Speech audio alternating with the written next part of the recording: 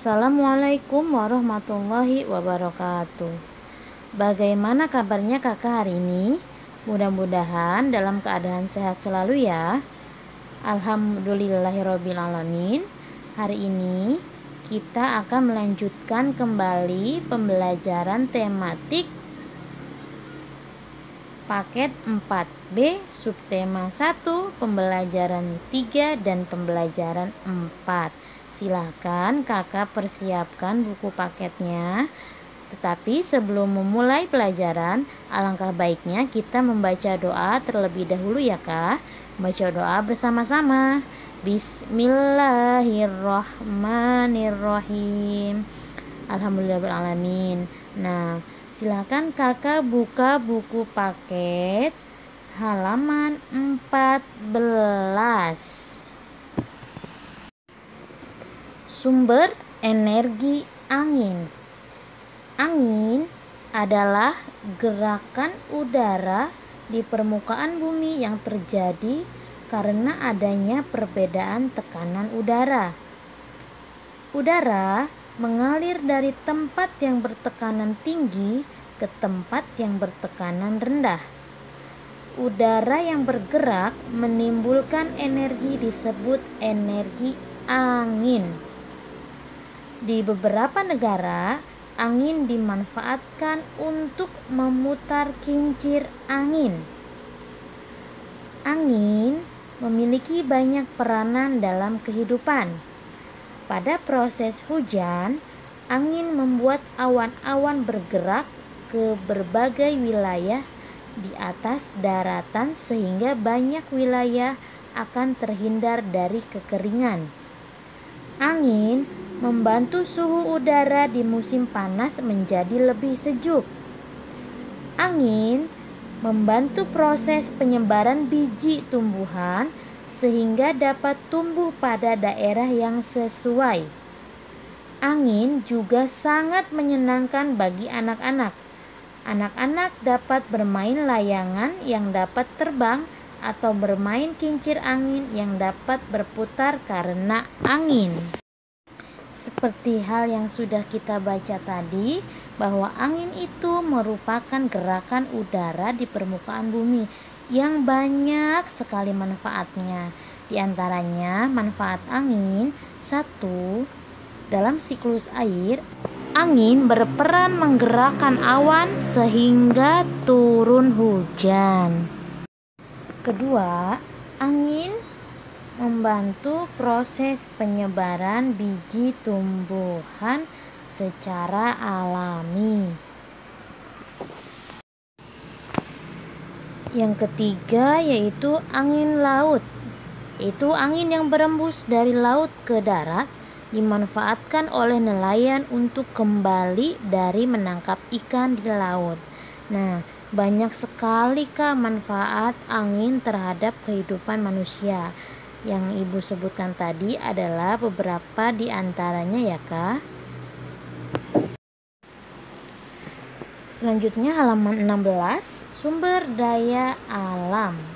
Tuhan menciptakan sumber daya alam di bumi. Sumber daya alam merupakan suatu bahan yang dapat dimanfaatkan manusia. Manusia memanfaatkan sumber daya alam untuk berbagai kepentingan dan kebutuhan hidup. Berdasarkan kelestariannya, sumber daya alam digolongkan menjadi 3 kelompok, yaitu sumber daya kekal, sumber daya alam yang dapat diperbarui, dan sumber daya alam yang tidak dapat diperbarui. Sumber daya alam kekal merupakan sumber daya alam yang tidak akan habis karena selalu tersedia. Contohnya cahaya matahari, tanah, dan air. Sumber daya alam yang dapat diperbarui merupakan sumber daya alam yang jika habis dapat dihasilkan kembali. Manusia dapat mengupayakan kelestariannya dengan mudah tanpa menunggu waktu yang lama. Contoh, sumber daya alam yang dapat diperbarui yaitu hewan, tumbuhan, dan sisa makhluk hidup seperti serbuk kayu, kotoran hewan, dan limbah pertanian. Sumber daya alam yang tidak dapat diperbarui merupakan sumber daya alam yang jika habis tidak dapat diupayakan lagi. Contoh, sumber daya alam yang tidak dapat diperbarui adalah minyak bumi dan batu bara. Mengapa minyak bumi dan batu bara tidak dapat diperbarui? Karena minyak bumi dan batu bara terbentuk dari makhluk hidup yang telah mati dan terpendam selama jutaan tahun yang lalu. Pembentukan minyak bumi dan batu bara sangat lama dan membutuhkan waktu jutaan tahun, sehingga minyak bumi dan batu bara termasuk sumber daya alam yang tidak dapat diperbarui. Selanjutnya halaman 18, yaitu tentang air. Air bersih merupakan kebutuhan yang mendasar dalam kehidupan manusia dan makhluk hidup lainnya. Fungsi utama air bagi kehidupan adalah sebagai air minum untuk memenuhi kebutuhan air di dalam tubuh. Air bersih memiliki manfaat bagi kebutuhan manusia dalam kehidupan sehari-hari, antara lain untuk mandi, sikat gigi, mencuci pakaian, dan memasak. Walaupun sumber daya air cukup banyak tersedia di sekitar kita, tetapi persediaan air bersih belum tentu seimbang dengan jumlah air yang dibutuhkan. Salah satu langkah agar persediaan air bersih senantiasa tersedia adalah dengan menghemat penggunaan air. Menikmati air bersih termasuk hak manusia di bumi. Apakah yang dimaksud hak dan kewajiban? Nah, setiap orang memiliki hak dan kewajiban. Hak dan kewajiban tersebut melekat dalam diri setiap orang semenjak lahir. Hak yang paling hakiki adalah hak untuk hidup.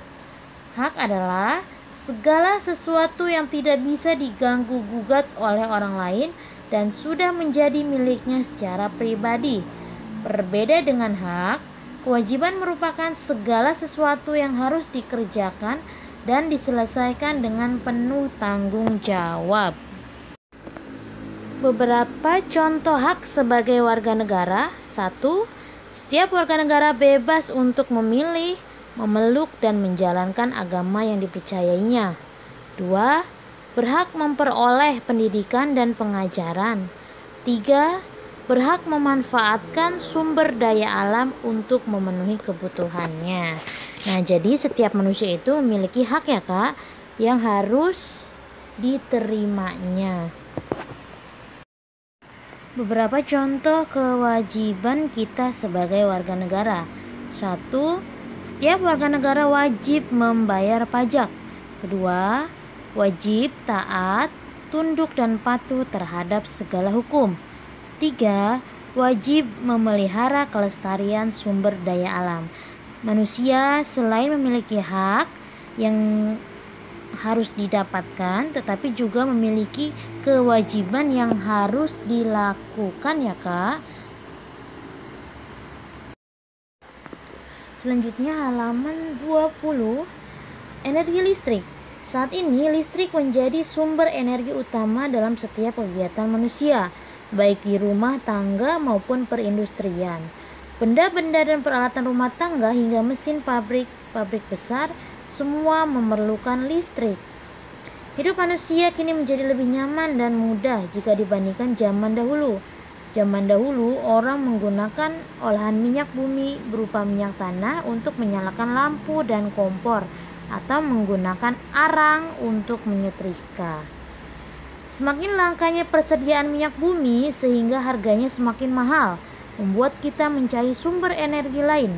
Ternyata banyak sumber yang dapat dimanfaatkan untuk menghasilkan energi listrik. Antaranya matahari, air, angin, dan sampah dapat dijadikan sumber untuk menghasilkan energi listrik. Energi listrik dijadikan sebagai sumber berbagai energi. Energi listrik dapat berubah menjadi energi cahaya pada lampu, energi panas pada setrika, dan energi gerak pada kipas angin, serta energi cahaya dan bunyi pada televisi. kewajiban terhadap energi listrik. Nah, selain memiliki hak untuk menerima atau mendapatkan energi listrik untuk keperluan hidup, kita juga memiliki kewajiban terhadap energi listrik dengan melakukan penghematan energi listrik, yang artinya mengurangi jumlah penggunaan energi listrik. Hemat listrik merupakan program yang membawa keuntungan pada kedua belah pihak, yakni PLN, pemerintah, dan masyarakat. Adanya penghematan energi listrik, maka biaya akan berkurang terhadap pengadaan listrik yang dipakainya sendiri. Berikut beberapa kewajiban kita terhadap energi listrik. 1. Mematikan peralatan listrik jika sudah selesai digunakan. 2. Menggunakan lampu dengan daya yang rendah sesuai dengan kebutuhan. 3. Mematikan peralatan benda listrik jika tidak diperlukan, seperti mematikan lampu saat hari sudah siang. Jadi kewajiban dan hak harus kita laksanakan ya Kak, agar kehidupan kita seimbang. Rabbil alamin, pembelajaran hari ini sudah selesai. Mudah-mudahan dapat Kakak pahami dan Kakak mengerti. Tetap semangat dan tetap jaga kesehatan. Wassalamualaikum warahmatullahi wabarakatuh.